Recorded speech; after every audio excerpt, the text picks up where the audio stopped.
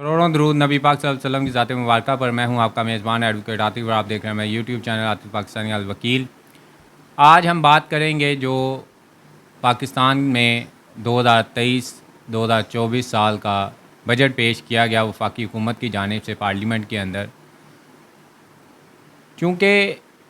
जो बजट पेश किया गया है मैं उसकी थोड़ी सी मुख्तसरन तफसील बता दूं, फिर आगे बात करते हैं कि किन किन सेक्टर्स में जो है वो रियायत दी गई है और किन किन सेक्टर्स में रियायत नहीं दी गई।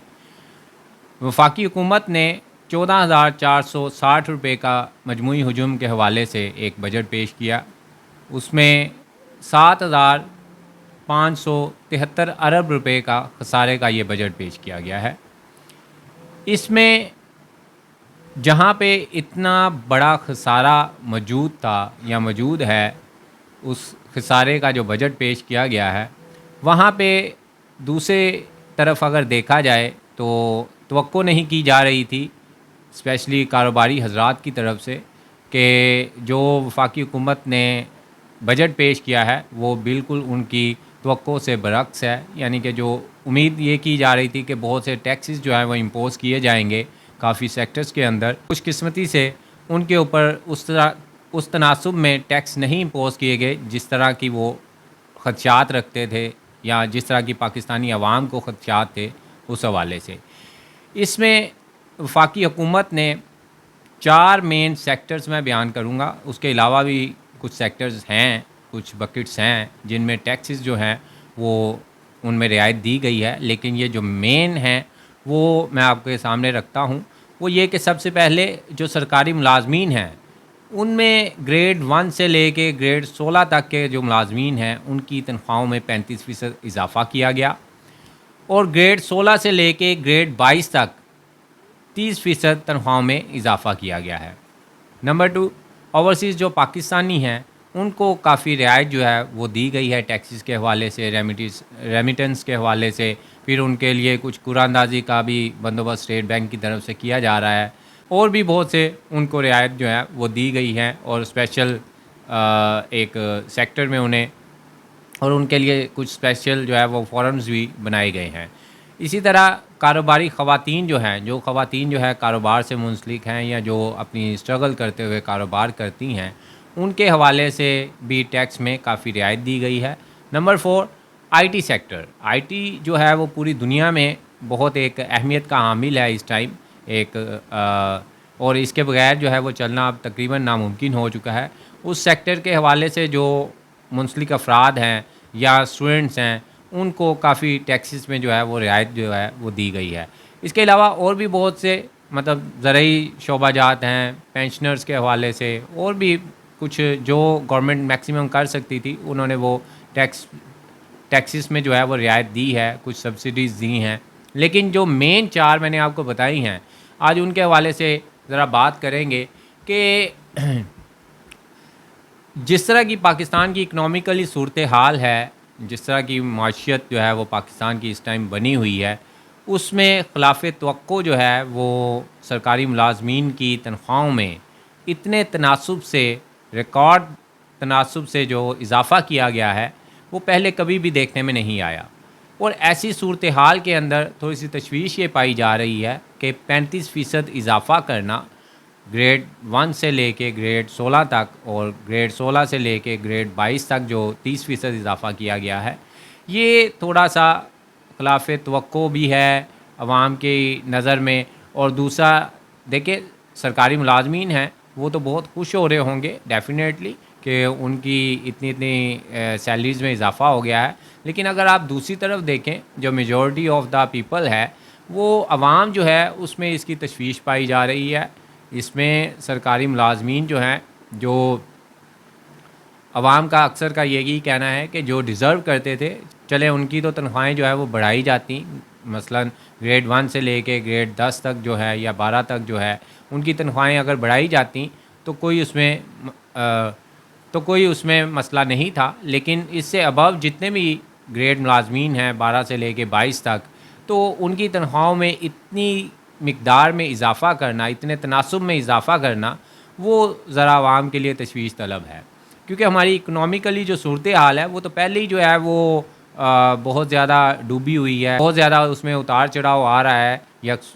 اور چیزیں جو ہیں وہ بہت زیادہ مہنگی ہوئی ہیں، تو دیٹس وائی عوام کو جو ہے اس حوالے سے تشویش پائی جا رہی ہے۔ دوسری میں نے بات کی اوورسیز پاکستانی کے حوالے سے، جو پاکستانی ملک سے باہر رہ رہے ہیں وہ ڈیفینیٹلی اپنے ملک پاکستان میں جو ہے اپنے ریلیٹیوز کو اپنے لیے مطلب سیونگز کے حوالے سے یا جس طرح بھی ہے وہ باہر سے پیسے بھیجتے ہیں، اور جس کا ایک بھاری مقدار جو ہے وہ پاکستان کے اندر وہ پیسے جو ہے وہ بھیجے جاتے ہیں۔ ان کو گورنمنٹ نے اس دفعہ کافی ریلیف دیا ہے، کافی جو ریمیٹنس ہیں ان کے حوالے سے، ٹیکسز کے حوالے سے ٹیکسز رعایت دی گئی ہیں، کچھ ان کے لیے قرآن اندازی کا بندوبست بھی کیا جا رہا ہے اس دفعہ، اور بھی بہت سے سیکٹرز کے اندر ان کو اسپیشل جو ہے وہ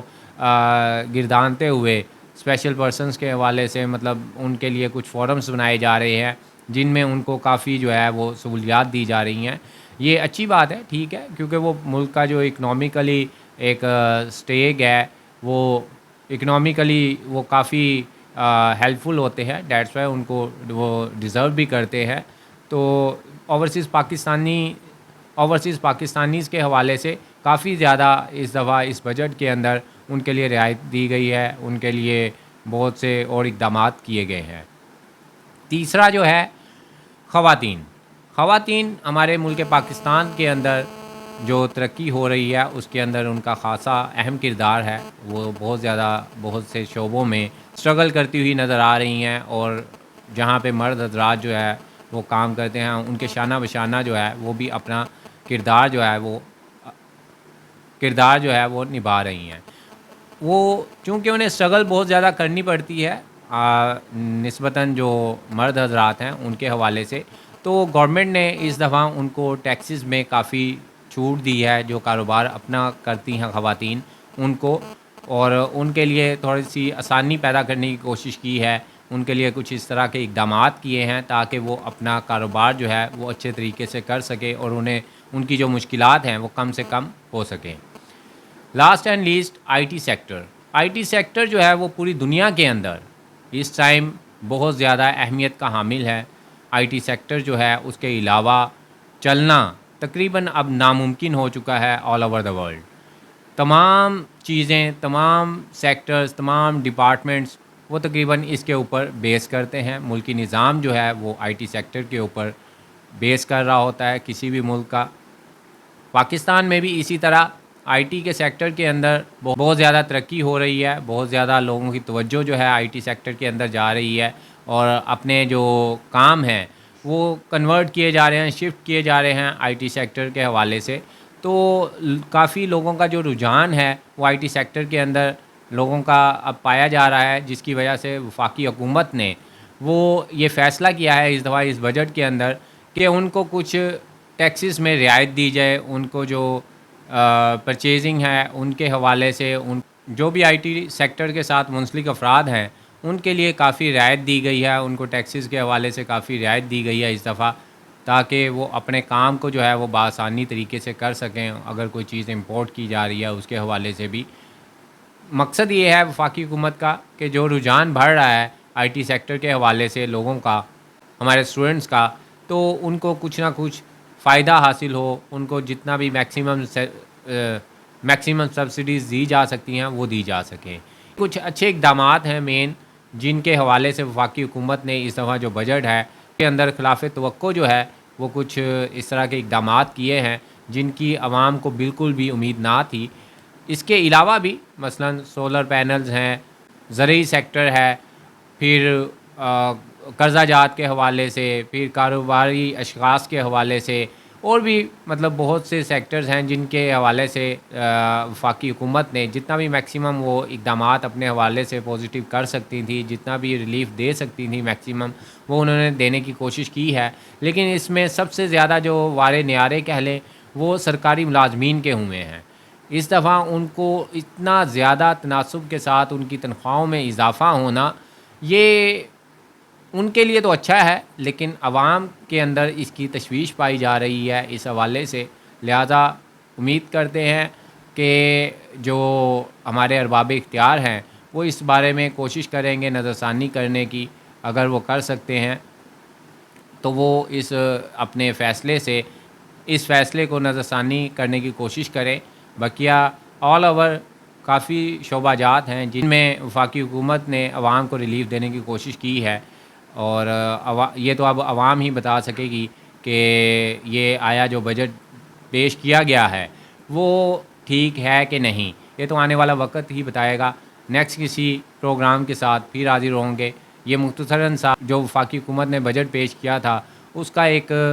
اوور ویو تھا، جو کہ میں نے مناسب سمجھا کہ لوگوں کو آسان الفاظ میں سمجھانے کی کوشش کی جائے کہ مین جو اس کے فیکٹرز ہیں، مین ہائی لائٹس ہیں وہ کیا ہیں.